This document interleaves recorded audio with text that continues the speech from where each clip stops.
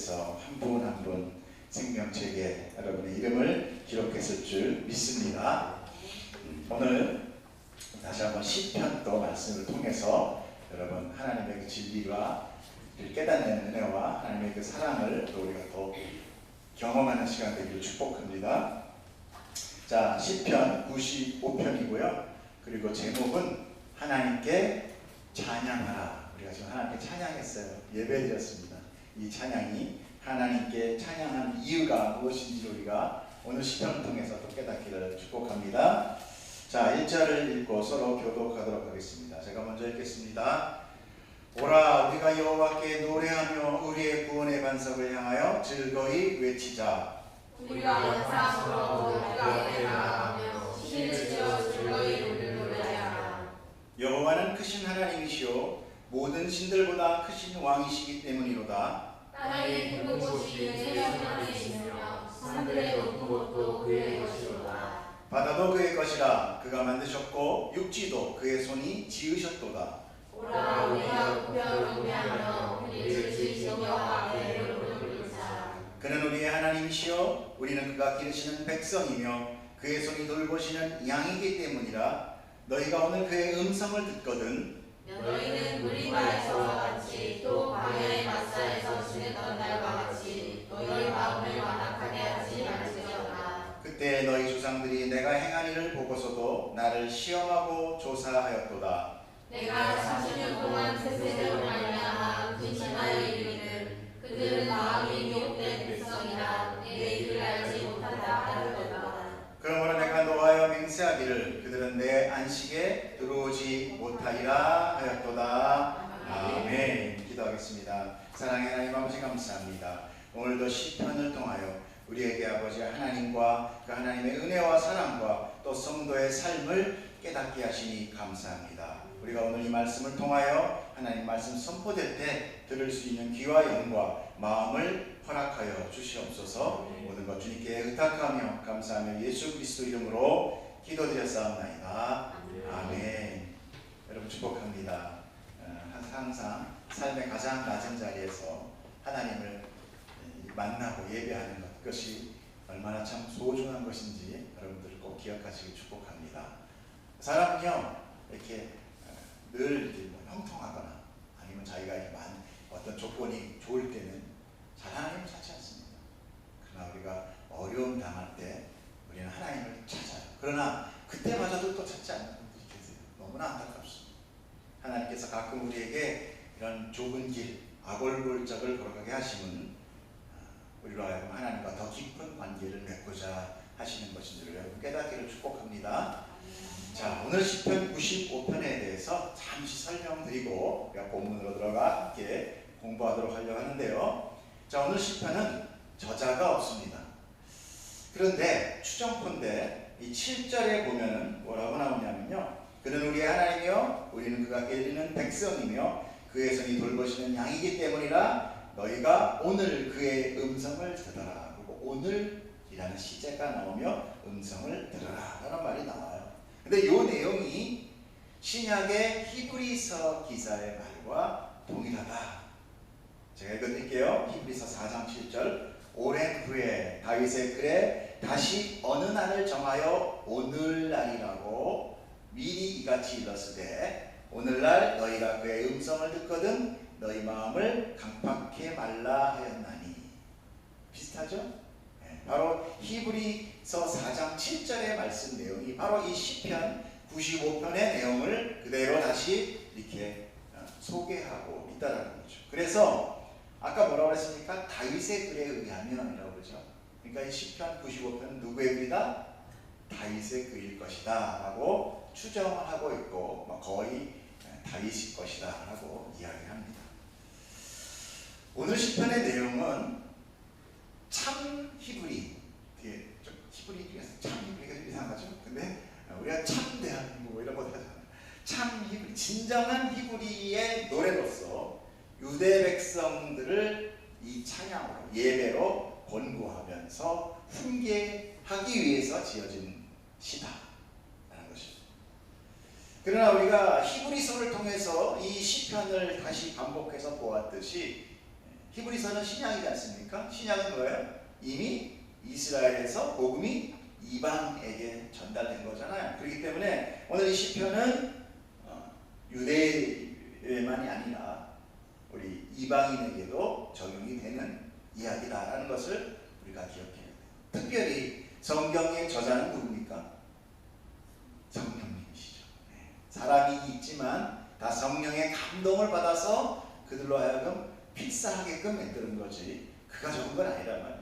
그렇기 때문에 성령님이 저자인 것을 볼 때 성령님은 지금도 우리 안에 오셔서 우리를 하나님의 말씀을 생각나게 하고 깨닫게 하신다고 그러잖아요. 그렇기 때문에 오늘 이 말씀은 바로 우리가 받아야 될 말씀이다 하는 것을 좀 긴장해서 받으셔서 말씀을 같이 공독하겠습니다. 그러므로 우리도 영적 유대인이고 또 영적 이스라엘이라는 것을 여러분 꼭 마음에 두시고 여러분이 성경을 보셔야 그 성경이 내게 적용되고 복음의 능력이 내게 은혜로 덮여오게 되는 거죠. 되게 보면 어떻게 해요? 유대, 이스라엘, 난 어디 사는지도 몰라. 그 사람 어딘지도 몰라. 그 사람들이 있던 조상이 어떤 때인데 그게 나하고 무슨 상관이야? 이러잖아요. 난 단군도 헷갈리는데 아니라는 거죠. 하나님께서 어떤 대표적인 백성을 들어서 우리에게 그림책과 같이 그려서 우리에게 진리를 깨닫게 하고 계시다. 자, 오늘 시편 저자는 다윗이라고 했죠? 다윗은 하나님께 찬양을 부르며 경배하고 순종하자라고 이렇게 권면하고 있습니다. 즉 하나님 앞에 나와 예배 드립시다라는 거예요. 예배로의 초청을 하고 있는 것입니다. 여러분 각 사람에게 예배로 초청하기를 축복합니다. 그리고 예배를 드려야 하는 이유를 이제 그 밑으로 쫙 하나하나 선포하고 있어요. 여러분 하나님 앞에 이렇게 나와 예배 드리는 분명한 이유가 있으실 것입니다. 그 이유가 오늘 성경에서 말씀하시는 그 내용과 같은지 혹은 또 다른지 잘 살펴보기를 원합니다. 만약에 또 다르다면 무엇이 다르며 나는 어떤 이유로 하나님의 이름을 부르며 예배를 드리고 있는지도 한번 알아보는 시간 되기를 바랍니다. 이것은 굉장히 중요한 것이거든요. 자, 오늘 시편 1절과 2절을 한번 더 읽어주시면 감사하겠습니다. 함께 읽어주세요. 시작. 오라 우리가 여호와께 노래하며 우리의 구원의 반석을 향하여 즐거이 외치자. 우리가 감사함으로 그 앞에 나아가며 시를 지어 즐거이 그를 노래하자. 여기서 가장 대표적인 단어가 뭐겠습니까? 오라. 그죠? 오라. 오늘 이 시편에는 오라가 몇 번 나와요. 성경은 하나님의 백성을 예배로 초청하고 있습니다. 이 초청을 지금의 뭐로 비유할 수 있을까요? 전도라는 영역 속에 넣을 수 있겠죠? 우리 나랑 같이 예배 드리러 갈래? 교회 갈래? 그런 같은 거죠. 한번 다 예수님을 믿어봐. 그런 같은 거죠. 같이 예배 드립시다 라고 전도하는 것입니다. 그때 하나님의 백성은 어떻게 해요? 반응하게 돼요. 그래 볼까? 예, 하나님의 백성이. 그런데 많다 적다? 가자 그러면 깜짝 놀랄 정도로 적다. 거의 대부분 너나 가세요. 이렇게 하시죠. 그래요. 맞아요. 하나님의 백성은 이 땅 가운데 많지 않아요. 그런데 참 아이러니하게도 사실 우리의 전도는 바로 여기까지 오라. 초청하는 것으로 우리는 임무는 다 돼요. 간단하죠? 생각보다 많이 간단해요. 예수님도 자기에 대해서 궁금해서 쫓아오는 많은 사람들에게 뭐라고 말씀하시냐면 넘겨주실래요 한번? 네. 요한복음 1장 39절 한번 읽어주세요. 시작. 예수께서 돌이켜 그것을 보시고 물어 가라사대 무엇을 구하여? 라피어 어디 계시오니까 하니 39절 예수께서 가라사대 와오라. 예수님도 와와 이렇게 얘기하고 있어요. 또 예수를 만난 제자, 예수를 만났어요. 와보라고 해서 왔어. 예수 만나고 와 너무 좋아. 이 드디어 메시아를 내가 만났어. 그래서 사람들한테 전도할 때 하고 있는데 또 동일한 말을 하고 있어요. 넘겨보세요. 요한복음 1장 40절 시작. 나다니엘이 나사렛에 무슨 선한 것을 알 수 있느냐? 빌립이가 그때 와보라. 뭐라고요? 와봐. 여러분 옆에 있는 같은 병실 분들에게 와봐. 이렇게 말씀하기를 축복합니다. 왜 보라 그러는데 뭐가 좋아? 그냥 와봐. 또 하나 있습니다. 사마리아의 수가성 여인 아시죠? 물 길러 온 수가성 여인. 그 여인이 예수를 만나고 그가 메시아임을 깨닫고 동네로 다른박질 해가지고 얘기한 게 있습니다. 읽어보세요. 시작. 나의 행한 모든 일을 내게 말한 사람을 와보라. 이는 그리스도가 아니냐 하니. 와봐. 와봐. 전도는요, 이렇게 간단한 거예요. 와봐.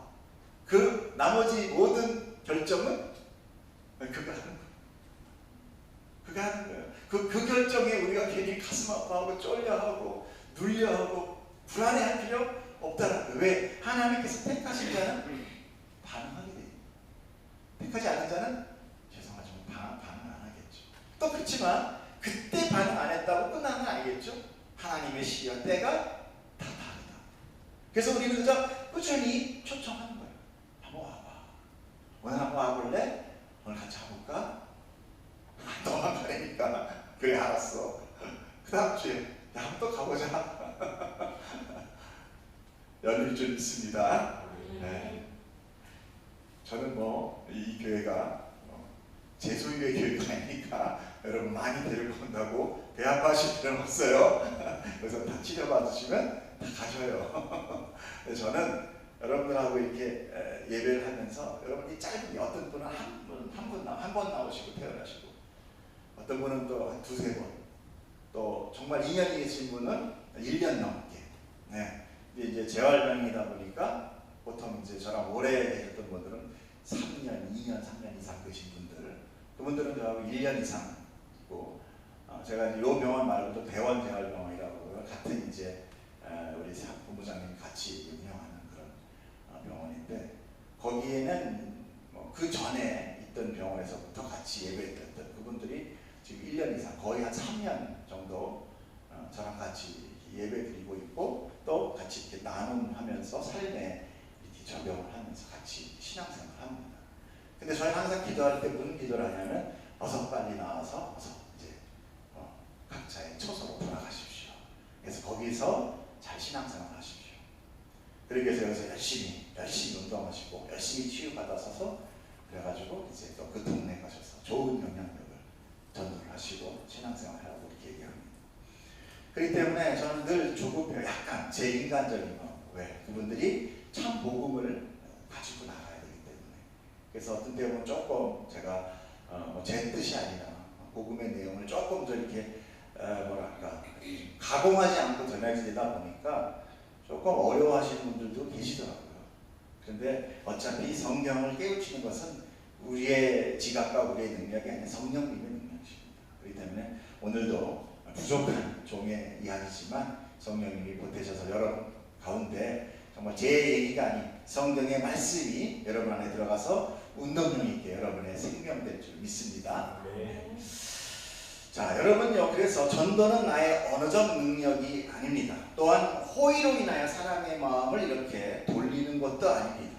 대개 보면은 우리가 이렇게 뭐 전도 여행이나 아니면 봉사를 통해서 많은 선물 같은 걸 주면 그 당시는 많은 사람들이 모이지만 시간이 지나면 다 흩어져 거의 남는 자가 없는 것을 보게 돼요. 그러므로 우리는 하나님 앞으로 그저 초청할 뿐입니다. 모든 것은 하나님과 그 사람 당사자의 1대1의 관계예요. 신앙은 1대1의 관계예요. 우리 아버지가 신앙이 좋아. 네가 나도 잘 될 거야. 이거 굉장히 큰 거예요. 우리 자녀가 굉장히 하나님 잘 믿어. 그게 나도 잘 될 거야. 아니에요. 그런 건 달라요. 이 기독교는 하나님과 내가 마치 독대하듯이 하는 것이 바로 이 기독교의 신앙의 원리입니다. 그렇기 때문에 그가 믿지 않는 것도 또는 믿는 것도 내 어떤 뭐 능력이 아니라 하나님의 그걸 보고 주권이라고 얘기합니다. 그래서 우리는 하나님의 주권을 믿는 거예요. 하나님이 나의 주인 되십니다. 아멘. 그러므로 신자는 먼저 예배 안에서 하나님을 만나고 그분의 그 주신 선물, 은혜죠. 그 기쁨을 느껴본 자만이 사람들을 초청할 수 있는 거예요. 여러분 예를 들어서 연극이나 영화를 재미없게 봤어요. 정말 재미없어. 소개할까요? 안 할까요? 갈 때도 볼 필요 없어 이러겠죠. 그런데 엄청 재밌어. 전 특별히 SF를 좋아합니다. 어벤져스 이런 거 재밌어요. 그 막 재밌어. 야 너도 한번 봐봐. 우리 아내 그런 거 싫어요. 한국 영화 멜로 이런 거 좋아해요. 추천하는 거는 내가 일단 좋아야 돼요. 그래서 한번 봐. 그것이 정말 우리 그 사람 마음 안에, 그 초청하는 사람 마음에 들어있는 거예요. 아, 저 사람 정말 좋아하나 보네. 거기 뭐가 진짜 있나 보네. 이게 되는 거죠. 야, 한번 가봐. 한번 와봐. 정말 좋아. 저는 여러분이 하나님의 은혜를 체험하고 그 기쁘고 벅찬 마음이 그 주변 사람들에게 초청하는 그런 통로가 되기를 축복합니다. 그러나 결코 설득하려고 하지 마십시오. 설득은 결국 토론이만 될 뿐이에요. 토론만 돼요. 아무 소득 없습니다. 또한 사람이 말을 많이 하게 되다 보면 결국 책을 잡히게 돼요. 틈을 잡힙니다. 그걸로 엉뚱한 걸로 이렇게 악유하게 되는 것입니다. 그러므로 하나님을 믿는 것은 하나님 그분 앞으로 초청하는 것으로 우리의 임무는 완성되는 것이죠. 그러나 예외가 있죠. 이제 저같이 말씀을 전하는 목사라든지 그런 저는 성경 안에서 먼저 하나님과 예수님과 그분의 뜻과 은혜를 그 사랑을 전해야 되기 때문에 저 역시 싸움과 한 것이 뭐냐 말씀하셔서 제가 먼저 은혜를 경험해야 됩니다. 그래야 여러분들 전하는 게 돼. 은혜를 경험하지 못하면 전하는 게 좀 시큰둥합니다. 근데 내가 전해서 막 느꼈어요. 그러면 그렇게 기다려야죠. 빨리 주일 와야지. 빨리 수요일 와야지. 이걸 많이 전해야 되는데 근데 꼭 그런 날은 좀 이렇게 써느라더라고요. 나보다는 써느라서 좀 내기 빠르죠. 자, 이제 시편 저자는요 여호와께 노래를 하며 그를 우리의 구원의 반석이다 라고 고백을 하고 있습니다. 즉 여호와 하나님을 우리의 구원의 반석이라고 고백하는 거예요. 그러므로 하나님은 먼저 우리의 누구가 된다? 구원자가 된다. 그 구원이 어디에 있다? 반석 위에 있다라는 거예요. 이건 무엇을 뜻합니까? 결코 그 구원은 변형되거나 변개되거나 소멸되지 않는다는 것이죠. 안전하다, 완전하다, 변함없다. 이 변개되거나 소멸되지 않는 것을 우리는 뭐라고 합니까? 진리라고 하죠. 아멘. 역시 많이 훈련받아서 반응이 있습니다. 네. 진리는 변하지 않기 때문에 그래요. 그래서 성경의 말씀이 진리. 그 말씀의 본체를 누구라고 그래요? 예수님이라고 하잖아요. 그래서 예수님은 진리다라고 말씀하십니다. 그리고 그 예수님의 속성은 누굽니까? 하나님이시죠. 결국은 이 3단 논법에 의해서 하나님은 진리가 됩니다. 그러므로 하나님이 아까 우리가 하나님은 구원자입니다 라고 얘기했기 때문에 하나님의 구원이 반석에 있다는 것은 하나님은 변하지 않습니다. 진리다. 그렇기 때문에 우리는 모든 상황 속에서 비록 내 상황이 이 진리라는 그 구원의 말씀과 좀 엇갈려 아닐지라도 나는 변하는 사람이고 저분은 안 변하는 사람이니까 저분을 의지해서 그 구원이 나에게 즐거움으로 나타납니다. 여러분 내 상황을 보면 난 찬양할 수 없을 수가 많습니다. 인생이 그렇게 넉넉하지 않습니다. 그렇지 않습니까? 내가 그렇게 늘 즐거워할 수 있는 일만 있으면 얼마나 좋겠어요. 그래서 오죽하면 이 세상에서 늘 즐거워하면 미쳤나? 이러잖아요. 늘 즐거워할 수가 없어요. 정말 어그러져 있는 세상 맞습니다. 그러나 성도가 기뻐할 수 있는 것은 뭐냐면 내 처지가 이 변화무쌍한 이 진리가 아닌 이 진리도 아닌 가짜 진리가 아닌 그 하나님 그 하나님의 구원이 있기 때문에 내가 그로 인하여 기뻐할 수 있게 되는 것입니다. 그 모든 상황 속에서 우리가 찬양하고 하나님을 향하여 즐거이 외칠 수 있게 되는 근본의 원리가 바로 그것이다라는 것이죠. 여러분 대학의 합격이 통지서로 딱 왔어요. 그러면은 뭐 거의 합격 확정이 된 거잖아요. 그럼 어떻게 돼요? 다들 와 이렇게 드디어 합격됐다 그러는데 만약에 일주일 유보 기간이 있습니다. 그럼 어떻게 돼요? 요즘 그런 거 있잖아요. 예비번호 가는 거 그런 거. 그럴 때는 어떻게 해요? 두렵죠. 될 거긴 해. 이 정도면 되는데 그래도 네, 환호성은 못 쳐요. 가슴 소리가 기다리는 거죠. 그렇기 때문에 확정된 것은 여러분 기뻐하고 즐거워할 수 있는 거죠. 여러분의 구원은 확정된 것입니다. 아멘. 그래서 구원의 반석 대신에 성도는 감사하며 찬송의 시를 지어 즐거이 노래할 수 있게 되는 것입니다. 자, 그러나 시편 저자는 그것으로 그저 그치지 않고 이제 예배를 드려야 할 분명한 이유를 선포하고 있어요. 3절 한번 읽으세요. 시작. 여호와는 크신 하나님이시여 모든 신들보다 크신 왕이시기 때문에. 아멘. 여호와는 크신 하나님이시여 모든 신들보다도 크신 왕이다 라고 고백합니다. 여러분 이 고백이 여러분 고백되기를 축복합니다. 여호와는 크신 하나님이요라는 여호와라는 얘기, 바로 이 단어는 원어가 예호바라는 거, 예호바 또는 야훼, 많이 들어보셨죠? 야훼라는 거 단어인데 이것은 특별히 이스라엘의 하나님을 의미합니다. 이스라엘의 하나님, 우리가 얘기하는 보통 그 하나님, 그리고 그 뒤에 또 다른 뜻이 지존자이며 영존자이며 중요한 주인님이라는 뜻이죠. 그래서 나중에 뭐가 돼요? 아도나이라는 거예요. 아도나이, 나의 주인님이시. 그 뒤에 다시 여호와는 크신 하나님. 뭐 하나님은 또 크신 하나님. 김정민은 또 크신 김정민. 똑같은 건가? 뭘 두 번씩 얘기했지? 그 뒤에 하나님은 무슨 의미인가? 그것은 엘이라는 단어예요. 그 엘은 신이라는 거예요. 일단 신. 그래서 이 엘의 복수형이 그 뒤에 나오죠. 모든 신들보다 나오잖아요. 그 신의 복수형이 엘로힘이에요. 엘로힘. 엘로힘 즉 신들이라는 거죠. 그래서 삼위일체 하나님, 성부, 성자, 성령 이 세 분의 하나님을 통틀어서 뭐라고 해요? 엘로힘. 하나님 한 분인데 복수예요.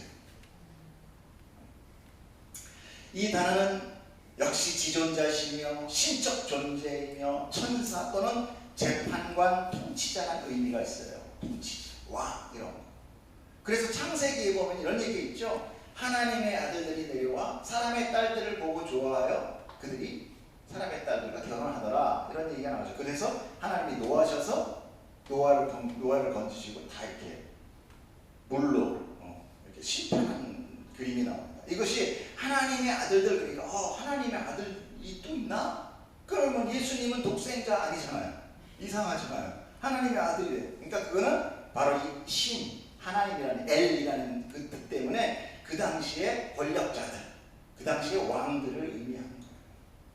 즉 타락한 인간이 권력과 힘을 갖게 되자 하나님이 만들어진 아담이 갈대를 통하여 하와를 준 그 관계, 그 거룩한 관계를 그 결혼 관계마저도 이제 자기의 욕심과 쾌락으로 성결하지 않고 즐거움으로 마음대로 취하면서 혼탁해지더라. 그래서 하나님은 어떻게 했어요? 아담에게 한 아내를 주었잖아요. 근데 그들의 권력과 권세가 생기자 이제 사람, 여자를 아내로 삼는 것은 일부러 일처가 아닌 다처제, 일부 다처제의 그 시작이 된 거예요. 하나님 바로 그것에 노여워하신 거죠. 이 인간의 욕심이 바로 하나님의 심판을 가져오게 됐고, 그들은 홍수로 인하여 노아의 가족을 제외한 모든 생물, 기식이 있는, 호흡이 있는 모든 생물이 다 멸망하게 되는 그런 정말 처절한 그런 물의 심판, 홍수의 심판이 초래하게 된 것입니다. 자, 오늘날은 어떻습니까? 노아 때에는 이렇다고 하면 지금은 좀 괜찮습니까? 시간이 많이 지났어요? 성경도 있으니까 많이 좋아졌겠다. 아니라는 거죠. 더 심각한 상태가 돼버렸어. 그렇다면 이제 성경의 관점으로 볼 때 여러분 무엇을 우리가 깨달아야 돼요? 그때도 심판이 있었지 이제 마지막 심판이 가까웠구나. 여러분 이걸 아셔야 돼요. 성경에 뭐라고 나옵니까? 난리와 난리가 날 것이다. 그러나 그것이 이제 끝이 아니라 시작이다. 여러분 지금 난리가 난리 아닙니까?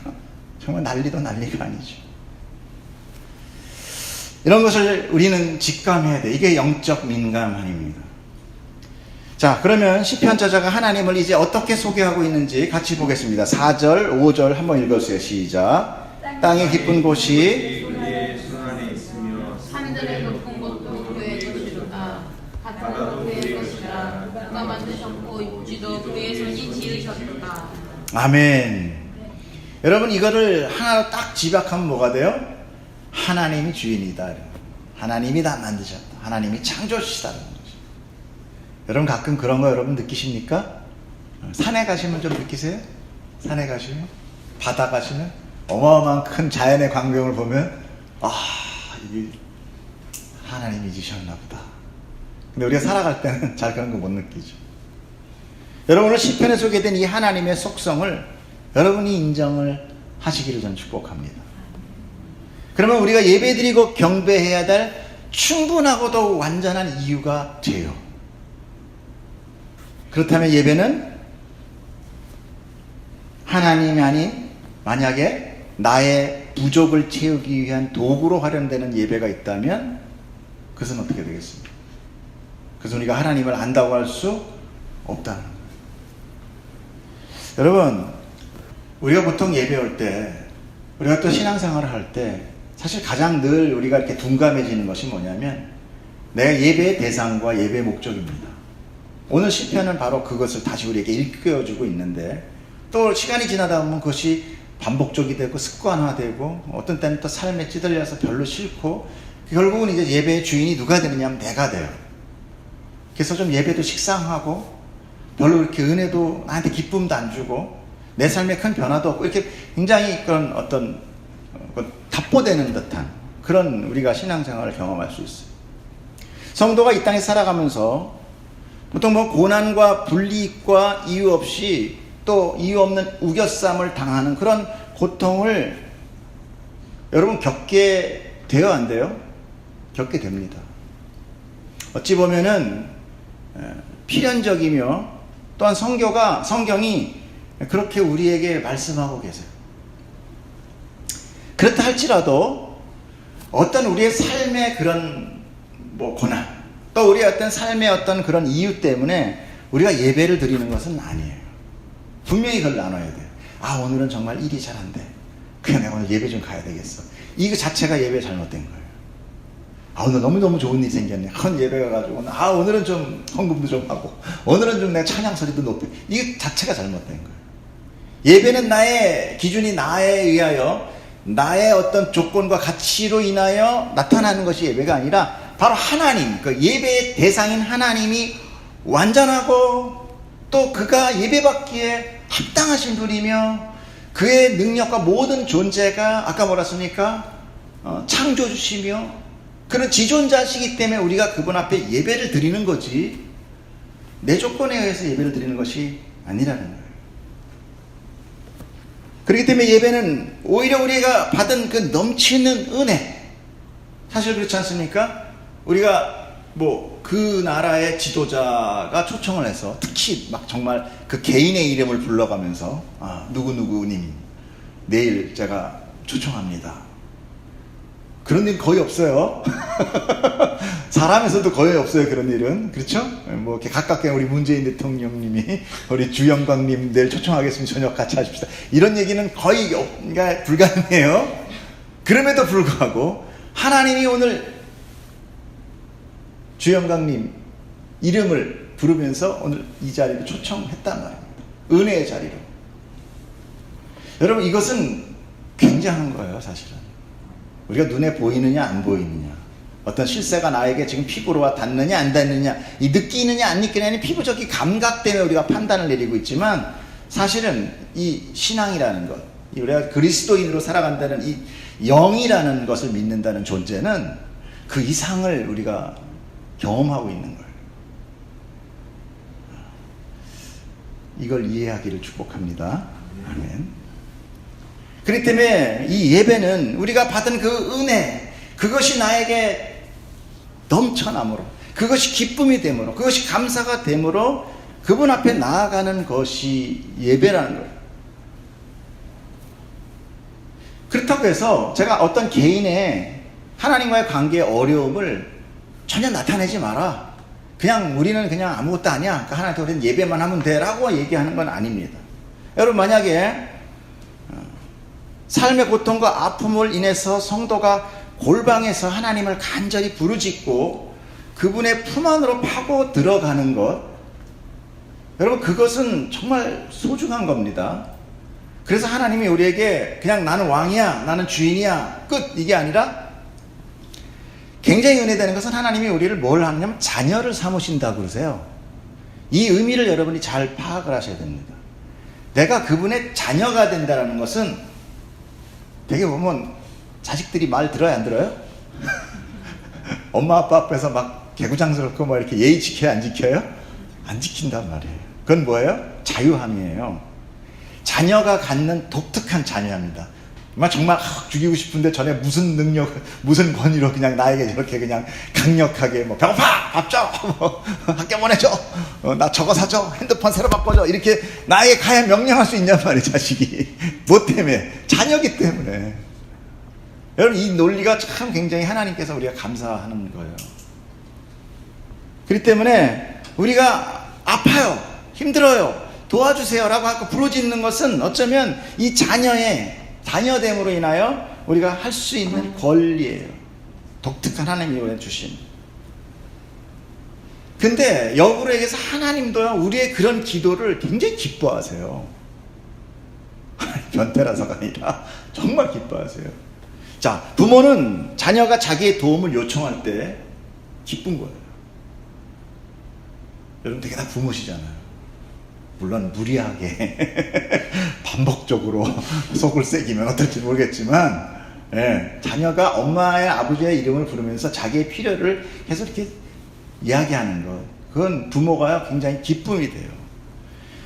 그때 부모의 존재의 이유가 확실해지기 때문이에요. 그렇습니다. 그래서 자녀가 성장하여 어른이 돼서 더 이상 부모가 부모 역할을 하지 못할 때 부모는요, 더 약해져요. 늙는 거예요. 책임감이나 보호 본능이 없어지기 때문에, 약해지기 때문에, 긴장감이 사라지는 거예요.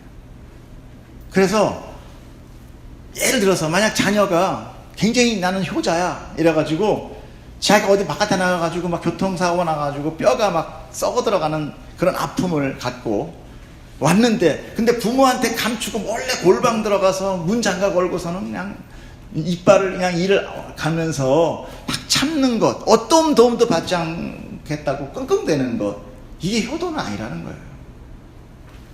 이해가시죠? 그런데 그렇다고 해서 그럼 이게 예배냐? 그건 아니라는 거예요. 내 앞에 삶에 상관없이 우리는 하나님이라는 그 존재와 그분이 내게 맺어준 관계와 은혜를 우리가 감사로 나아가는 것. 아니, 어쩌면 그분이 왕이기에 우리가 백성으로서는 당연히 나아가야 되는 것이 예배예요. 그러니까 우리가 신앙생활 가운데 하나님과의 깊은 교제와 관계를 맺는 것과 우리가 예배를 좀 구분할 수 있어야 되는 거예요. 그래서 예배는 그 자체가 풍성함이에요. 내가 아무리 힘들어도 풍성함이에요. 하나님으로 인하여 하나님의 영이 충만한 거예요. 그리고 기쁨과 찬양과 외침이 그곳에 함께 있는 거예요. 할렐루야. 아멘. 자, 이제 6절 7절을 한번 읽으세요. 시작. 오라 우리가 굽혀 경배하며 우리를 지으신 여호와 앞에 무릎을 꿇자.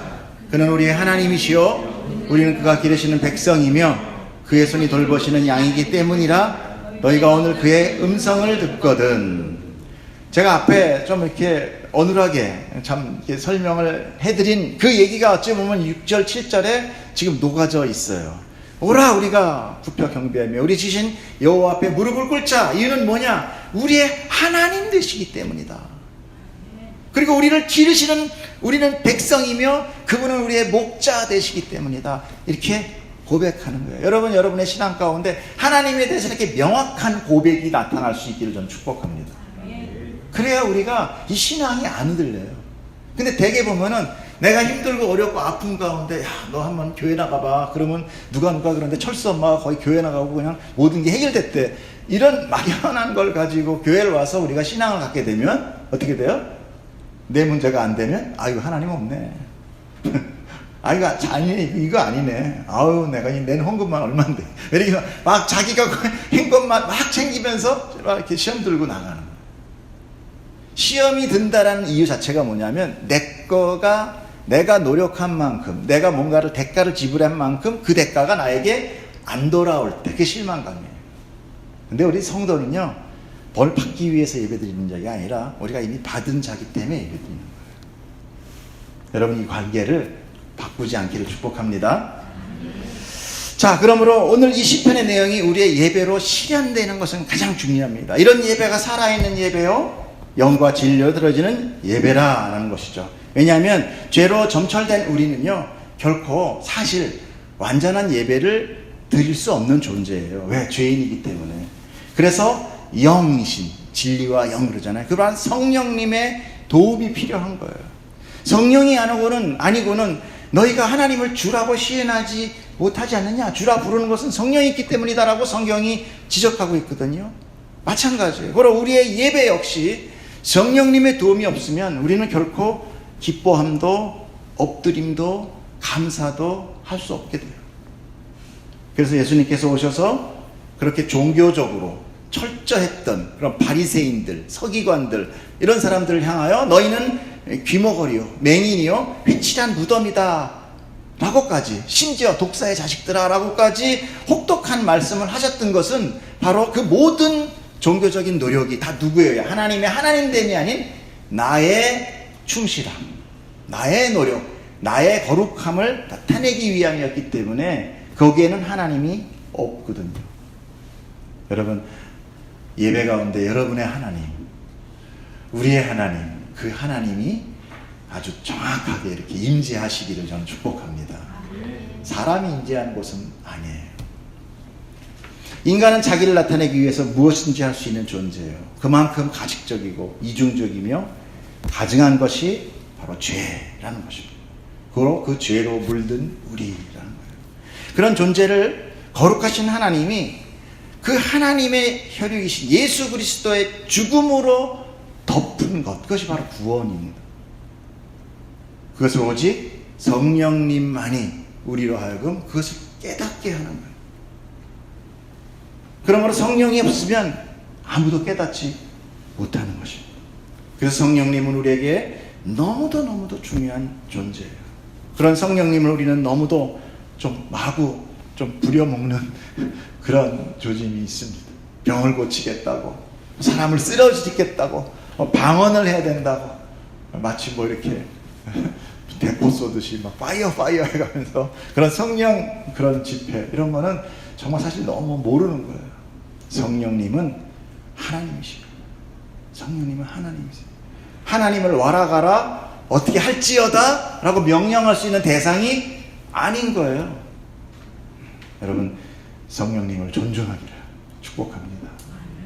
성령님은 우리에게 오셔서 단지 딱 하시는 게 뭐예요? 죄에 대하여, 의에 대하여, 심판에 대해서 우리에게 깨닫게 해줘요. 아, 난 죄인이구나. 아, 근데 예수의 의가 나에게 덮였구나. 이제 이 땅은 심판받는구나. 이 생각이에요. 이게 바로 성령님이 우리에게 깨닫는 것입니다. 자, 우리 8절부터 마지막 11절까지 읽어주세요. 시작. 너희는 무리반에서와 같이 또 광야의 안사에서 지내는 날과 같이 너희 마음을 완악하게 하지 말지어다. 그때 너희 조상들이 내가 행한 일을 보고서도 나를 시험하고 조사하였도다. 내가 40년 동안 그 세대로 말미암아 근심하여 이르기를 그들은 마음이 미혹된 백성이라 내 길을 알지 못한다 하였도다. 그러므로 내가 노하여 맹세하기를 그들은 내 안식에 들어오지 못하리라 하였도다. 아멘. 여러분, 무리바와 마사는요, 출애굽한 백성들이 하나님을 향하여 시험하고 또 모세에게 대들었던 곳이에요. 그 지형인데, 한 지형인데 지금 이름을 좀 다르게 부르고 있습니다. 여러분, 출애굽한 백성이라는 게 무슨 의미입니까? 바로 하나님께서 애굽으로부터 그들을 구원해낸 백성이라는 거예요. 이 구원해냈다라는 것은 바로 뭡니까? 바로 지금 오늘날 우리 교회의 공동체를 얘기하는 것입니다. 그렇기 때문에 우리는 광야를 지나가는 그런 이스라엘 백성을 우리는 저들은 저 불신자라고 얘기하면 안 돼요. 성경은 누구에게 준 책이냐? 교회 안에 준 책입니다. 교회 안에만 듣는 거예요. 제가 지난주에도 얘기했나요? 아니, 성경을 절에서 읽겠어요? 그렇잖아요. 무당이 읽겠어요? 아니, 안 믿는 사람이 읽겠어요? 우리도 잘 안 읽는데. 그러니까 교회, 성경은 하나님을 그래도 내가 믿겠다고 하는 사람들에게 준 이야기란 말이에요. 그 말씀이라는 거예요. 그렇기 때문에 거기에 나오는 이야기는 다 나에게 적용이 되어야만 돼요. 오늘 그들이 무리와 마사에서 하나님을 시험하였다는 것은 하나님 없다, 하나님 존재를 부인한 것이에요. 즉 교회 안에도 이와 같이 하나님을 부인하고 시험하는 일이 수시로 벌어지고 있다는 것입니다. 출애굽 당시의 이유는 물이 없어 갈증으로 인하는 것이었어요. 근데 여러분, 이 갈증이라는 게 뭡니까? 채워지지 못하는 거예요. 오늘날 지금 갈증은 무엇입니까? 세상이 주는 가치를 채우지 못할 때 갈증이 나요. 그리고 세상이 주는 복이라는 것, 세상의 가치는요, 채우면 채울수록 더 갈증이 납니다. 그래서 예수님이 뭐라고 그래? 내가 주는 샘물은 더 이상 갈증나지 않는다. 근데 내가 찾아오는 샘물은 먹어도 또 길러야 돼. 또 와서 또 먹어야 된다. 여러분, 하나님이 주는 이 체험은 우리로 하여금 갈증나지 않게 해요. 그러나 우리가 이 교회 안에서 예수의 이름을 부르고 있으면서도 우리 안에 이 세상으로부터 받는 이것을 우리가 채우는 것이 목적이 되다 보니까 우리는 어떻게 돼요? 갈증이 일어나고 그 갈증으로 인하여 우리가 하나님을 시험하는 자가 되더라. 그것이 성경을 통해 우리에게 정확하게 지적하고 있는 거예요. 바로 이게 너의 모습이야. 우리가 살아가면서 이 세상의 것을 갖지 못해 받는 이 갈증으로 인해 고통받고 그 기준과 판단으로 인해서 우리는 뭐가 돼요? 좌절하는 거예요. 그런 좌절을 느끼며 이런 고난을 받는 고통. 그런 고통을 우리가 누구에게 전가하고 있느냐 하면 바로 하나님께 전가하고 있다는 거예요. 하나님의 존재를 의심해요. 하나님이 계시다면 나에게 이런 일이 왜 벌어지겠어? 나를 왜 이대로 두겠어? 이렇게 얘기한다는 거죠. 여러분, 제가 목회를 병원에서 하다 보니까 자주 접하게 되는 것이 있는데 바로 그 얘기예요. 하나님이 살아계시다면 내가 하나님을 믿고 예배하는데 어떻게 이런 일이 벌어집니까? 근데 제가 진짜 봐도 너무 안타까워요. 지금 힘들고 어렵고 정말 교통사고 이런 걸로 해가지고 막 아이가 거의 식물인간인데 거기에다 또 뭐 갑자기 막 염증 수치 올라가고 아이가 막 저기 되면 정말 같이 기도해주는 목사로서도 마음이 너무너무 아파요. 그리고 그가 만약에 또 초신자일 경우에는요, 이제 막 이렇게 와봐 해가지고 믿기 시작했는데 딱 믿기 시작하면서 아프네. 아, 정말 참 제가 미안해요. 그럼 또 가만히 놔두면 괜찮아. 옆에서 또 뭐라 그래요, 누가? 거봐, 세례 받으니까 아픈 거야. 그래서 그러면 어떻게 돼? 귀가 이만해지는 거죠. 더군다나 또 주일 설교 때 뭐예요? 성도는 고난을 받게 될 겁니다. 구원도 받지만 고난을 받습니다. 이렇게 되면 이제 3자가 다 합쳐가 돼가지고 내가 잘못 믿었다. 참 그런 부분이 어렵습니다, 사실. 우리가 이 세상에 발을 딛고 살아가면서 우리가 저 하늘에 하나님의 나라에 복을 거머쥔 자긴 한데 이걸 경험해 본 적이 없거든요. 가본 적이 없어요. 우리 단지 성령에 의하여 우리 깨닫는 것 뿐입니다. 소망하는 거예요. 저 본향. 그렇기 때문에 우리가 늘 실족하기 쉬운 것이 바로 그런 것들. 결국 하나님은 안 계셔. 하나님 나올 거야. 하나님 믿어봐야 소용없어. 더 힘들어. 이런 것들이죠. 여러분, 근데 제가 오늘 여러분에게 한 가지 말씀드리고 싶은 게, 여러분, 기독교의 교리가 무엇입니까?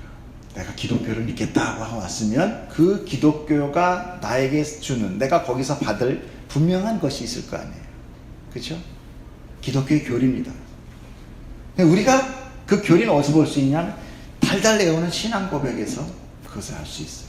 한번 넘겨주세요. 사도신경 한번 같이 읽어보겠습니다. 시작. 전능하사 천지를 만드신 하나님 아버지를 내가 믿사오며 그 외아들 우리 주 예수 그리스도를 믿사오니 이는 성령으로 잉태하사 동정녀 마리아에게 나시고 본디오 빌라에게 고난을 받으사 십자가에 못 박혀 죽으시고 장사한 지 사흘 만에 죽은 자 가운데서 다시 살아나시며 하늘에 오르사 전능하신 하나님 우편에 앉아 계시다가 저리로서 산 자와 죽은 자를 심판하러 오시리라. 성령을 믿사오며 거룩한 공회와 성도가 서로 교통하는 것과 죄를 사하여 주시는 것과 몸이 다시 사는 것과 영원히 사는 것을 믿사오며. 내가 이거 믿습니다 라고 고백하고 온 자들이라는 거예요. 여기에 이 땅에 기륭화복이 언급되어 있습니까? 만사형통 있어요? 우병장수 있습니까? 그런 말 한마디도 없는데 많은 사람들은 그거로 시험을 들어서 하나님을 부인하고 떠나간다는 거예요. 너무나 안타깝지 않습니까? 하나님 우리에게 그 얘기하고 그 얘기 약속한 적 없어요. 하나님 뭘 약속했어요? 죄를 사하여 주시고 몸이 다시 사시며 영원히 산다는 그 생명을 언약하고 있다는 거예요. 내가 생명 줄게. 근데 이 생명 줄게라고 하는데 아무도 그 생명에 대해서 뭐야 뭐 건강 준다 그러거나 돈 준다거나 뭐 권세를 준다 그러면 야씨 그래 내 이런 거 믿어야지 그래 이런 종교를 믿어야지 이렇게 나올 텐데 생명 준대. 나 지금 살아있는데 무슨 생명이야. 생명 2개 갖고 있는 사람 있어요? 이미 내가 하나 갖고 있는데 뭘 또 생명을 줘. 이래서 그 선물을 에이씨 버려버려. 전단지 버리듯이. 여러분 창세기라는 성경에 처음에 하나님께서 아담에게 뭐라고 말씀하시냐면 네가 이 동산 중앙에 있는 나무의 열매를 따먹으면 네가 정령 죽으리라 그래요. 그리고 아담이 하와를 통해서 그걸 따먹고 죽었어요? 안 죽었어요? 언제 죽었어요? 900년 살다 죽잖아요. 그러니까 여러분 항상 우리는요 내가 100년 사니까 엄청 오래 살았네. 이거에 지금 눈이 확 갚여요. 창세기를 딱 보면은 그 가인의 족보가 나오고 하나님의 족보가 나와요. 가인의 족보 나오면 무드셀라 무슨 뭐 두발가인이 나오고 뭐가 나오고 문화를 만들고 칼을 만들고 뭘 만들고 무슨 가인성을 쌓고 와 대단하다. 이게 가인의 족보예요. 근데 하나님의 족보로 딱 들어가면은 누가 누구를 낳고 몇 년 살다 죽었더라.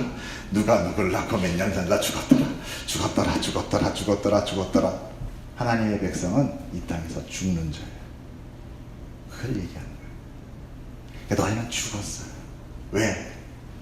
그 죄, 내 불신으로 인하여 너는 죽은 거야. 근데 우리가 아무도 나는 죽었다라는 생각을 안 해요. 여기서부터 문제가 엇갈리기 시작합니다. 하나님은 나의 아버지라고 그랬잖아요. 내 아버지가, 여러분 우리 아버지는 몇 살 사셨어요? 우리 아버님은 90세에 돌아가셨어요. 아버님 몇 세에 돌아가셨어요? 네? 200살 사신 분은 없잖아요. 최소한 100살 왔다 갔다 해서 다 돌아가셨어요. 그렇기 때문에 내가 그냥 그렇게 죽는 거가 늘 당연해. 근데 하나님은 우리에게 뭐라면 야, 그 육적 아버지가 아니라 내가 네 아버지 돼줄게 이거예요.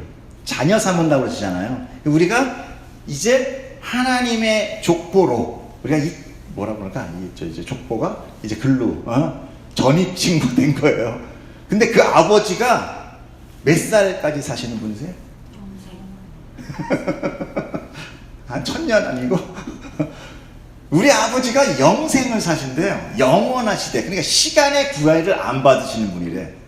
그러면 시간의 구애를 안 받는 하나님의 입장에서 내가 400년 살면 그거는 사는 거다 죽은 거다. 무슨 얘기인지 이해가시죠? 집사님 장미꽃이 너무 이뻐서 길 가다 장미꽃을 꼽았어. 꺾는 순간 죽었다 안 죽었다? 바로 그거예요. 그 꽃은 살아있어요. 살아있는 것 같이 보여요. 그리고 뽐냅니다. 자기의 자태를. 그러나 한 이틀 되면 벌써 시름시름 돼가지고 벌써 그 물에서 막 변기 냄새 나면서 그러죠? 우리는 죽은 거예요. 하나님의 생기가 딱 끊기는 순간, 에덴 동산에 떠나가는 순간 하나님의 질서를 깨뜨리고 내가 하나님 될 거야 라고 고백한 그 순간 그는 죽은 거예요. 하나님이 보실 때 아무리 오래 살아도 영혼을 사는 사람 앞에 우리가 하루살이를 보고 살았다고 안 하듯이 그는 죽은 겁니다. 근데 교회에서 하나님께서 내가 너에게 생명 줄게 그러는데 이 죽은 자가 그거 말고 이 100년 안에 살면서 내가 우병장수 할 수 있는 거 주세요 이렇게. 근데 사람은요 결국은 마지막에는 그 생명의 갈급함에 봉착할 수밖에 없어요. 그래서 하나님 주신 이 믿음의 승리는 여러분은 기필코 승리하는 것입니다. 지금은 비록 난 이거보다 저게 좋은데 할지라도 어느 순간 여러분 이 세상에 그 어떤 가치를 가지고 들고 와도 그 생명 못 사요. 여러분 생명 가진 자, 생명이 있어야 살아있는 자가 나 대학도 가고 앞으로 어떻게 살고 자녀는 만나고 이러고 소망을 가져요. 그렇죠? 우리에게 생명이 있다는 것은 우리가 소망을 갖게 된다는 거예요. 근데 그 소망이 이 땅의 소망이 아닌 하늘의 소망이에요. 이 자들이 하나님 앞에 와서 예배를 하는 거죠. 여러분, 그러니까 여러분이 믿는 지금 이 기독교라는 종교는요, 이 세상의 종교의 그런 수준이 아니에요. 얼마나 수준이 높으냐.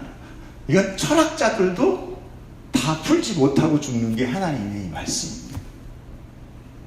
여러분, 정말 여러분이 복받은 자인 것을 여러분이 깨닫기를 저는 축복합니다.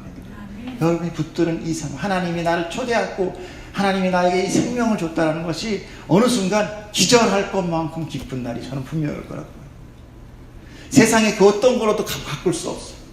야, 내가 대통령 줄게. 알고 너나 해. 이것 때 임기 몇 년이에요? 4년? 5년? 5년이면 끝나는 거, 그 다음에 고랑 차는 거? 그게 대통령이잖아요. 그걸 뭘 해? 난 영원히 살 건데. 축복합니다. 여러분, 이런 거를 여러분이 붙들 때 세상에 쪼쪼만한 것들이 나를 영향 끼치 못해요. 괜찮아요. 내일 로또 당첨돼서 돈 받으러 가는 사람한테 100만 원 꽂은 사람이야, 미안한데 내일 오늘 못 갚겠어. 괜찮아요. 너 가져 그냥. 그럴 수도 있어요. 마음이 넓어지는 거예요. 여유가 있어지는 거예요. 이길 수 있어지는 거예요. 오늘 저는 이 시편을 통하여 여러분이 바로 그 예배자가 되었다라는 기쁨에 여러분 흠뻑 맞으시길 저는 축복합니다. 그것은 우리의 힘으로 되지 않습니다. 오직 성령님만이 우리를 예답게 하고 그 예배의 주관, 그 참여자로서 오늘 하나님께서 우리에게 복주 계신 것을 여러분 축복합니다. 마지막으로 한번 찬양하고 시간이 조금 갔는데 찬양합시다. 괴로울 때 주님의 얼굴을 보라. 찬양했습니다.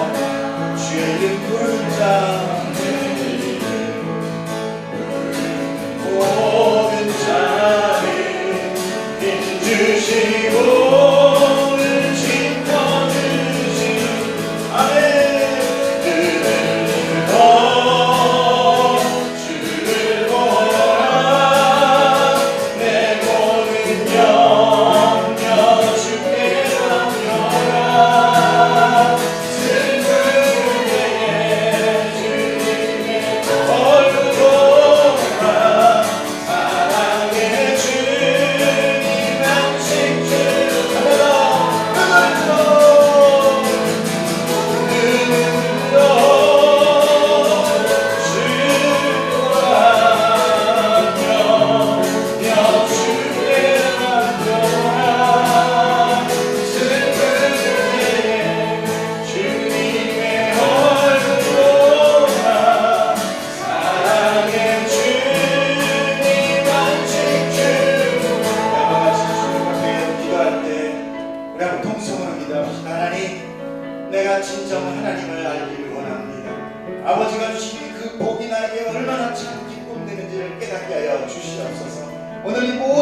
삶의 고통을 주님 앞에 내려놓습니다. 아버지여, 당신이 나를 붙드시고 하나님 모든 것이 당신의 주권 가운데 하나님의 뜻으로 이루어지게 하여 주시옵소서. 우리 다 같이 한번 주여 한번 외치고 함께 기도하겠습니다. 주여